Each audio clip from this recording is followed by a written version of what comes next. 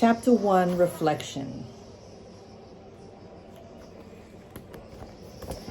Memory is tricky. I now wonder if he had indeed expressed his prejudices to me directly, or if I absorbed them indirectly, or if I simply carried them within myself. Nevertheless, I received a clear message, consistent with a dementia-phobic culture. My presence would not be needed with these particular residents. My absence would not be noticed.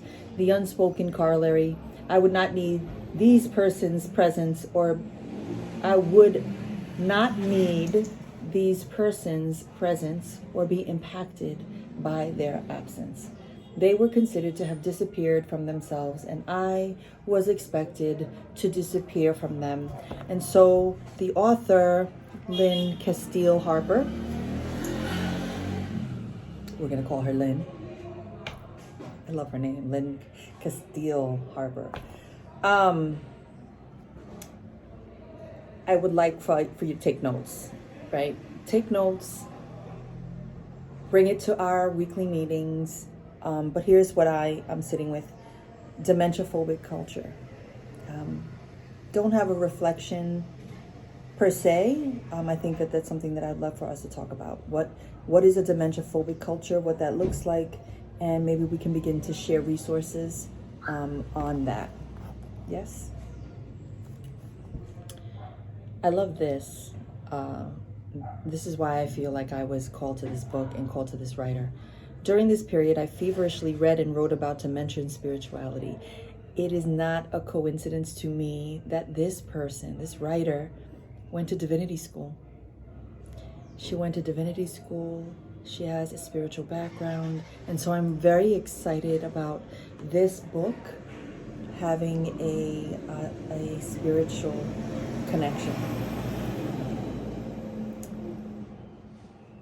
Populated mostly by professional and family caregivers, these workshops have kept me in direct dialogue with people who are intimately invested in the lives of persons who have dementia. She shares a little bit about her background, where she comes from, who she works with. I love this part. This is also why I feel connected to her.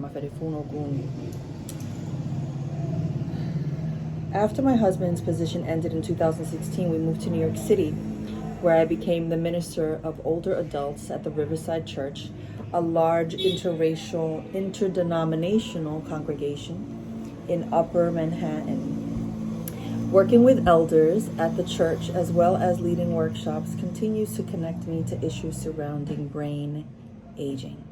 But it was my time at the Gardens which overlapped with the last years of my grandfather's life with dementia.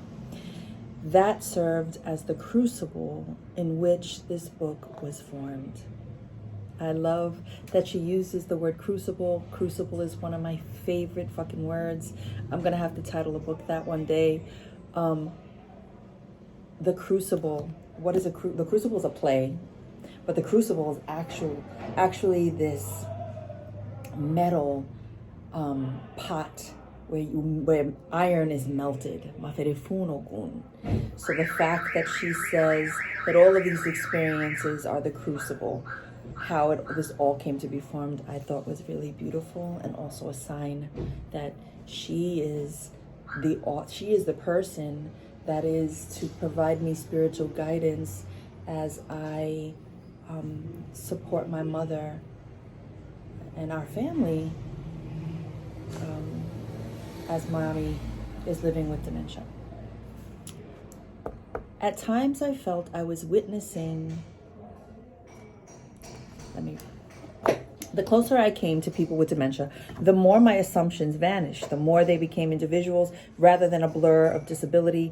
While I encountered diminishment and loss on the Gardens dementia unit, there was more than just deterioration. At times I felt I was witnessing instead a kind of ascendancy of compassion, honesty, humility.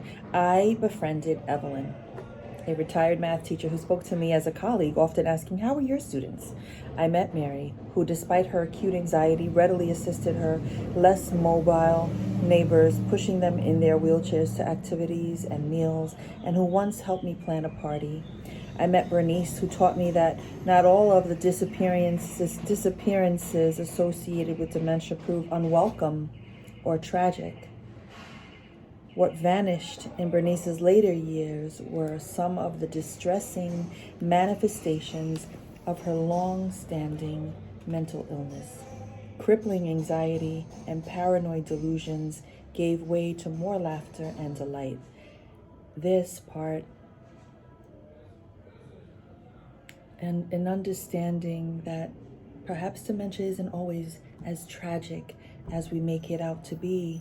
We don't know what it is that the dementia is protecting them from reliving, right?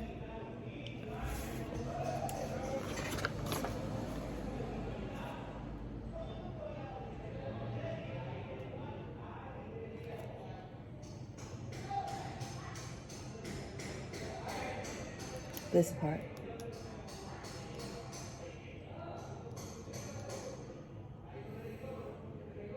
So I began at the beginning, reading stories from Genesis. Betty, who kept her eyes closed most of the time, came forth with great insights and funny quips, but only after she had sat in silence for many minutes. On the afternoon, I read the story of Joseph's brothers throwing him in a pit and selling him into slavery. She exclaimed, "Oh, the jealousy." As the other participants were dispersing after our closing prayer, I learned that her long silences did not mean she was disengaged. She taught me to slow down and wait with my mouth shut. I love that.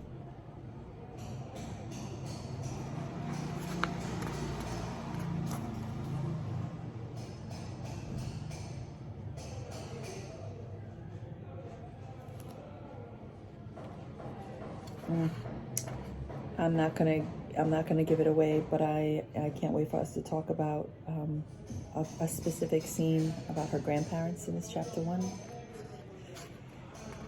Yeah.